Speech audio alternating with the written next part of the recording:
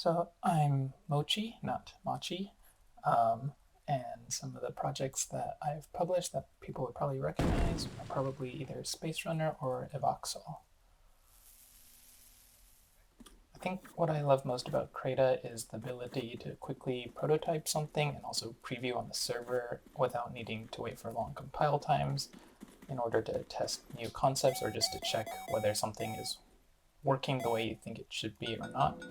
along with the fact that it's on Stadia, so you can also do some quick tests through the phone and just basically anywhere you go, it's available. Before joining Crayta, I had no game creation experience outside of maybe trying to make a square move around on a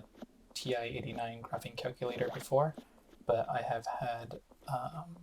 close to a decade of just programming experience. Learning Crayta was fairly easy, I think. I stayed mostly to the scripting side, and that through the API docs as well as some of the streaming tutorials, especially from before launch, before we had a chance to get our hands on it, watching Russ and Adam stream creations had been helpful to kind of figure out some of the things that Crayta is able to do before getting started. And then in order to improve, I think it's mostly just testing different things, discussing different ideas and concepts with the community on Discord.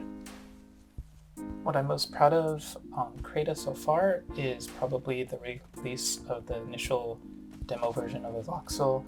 I think when I first released it, there weren't as many games, I think, that had kind of the scope or I feel like the level of polish in terms of animation, tutorial, and just kind of the UI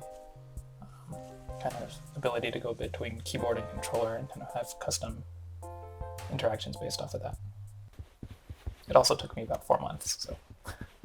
I think the Crayta community has been amazing in terms of encouragement and just overall helpfulness in terms of either helping to debug something, providing ideas on how to implement something that you may not have,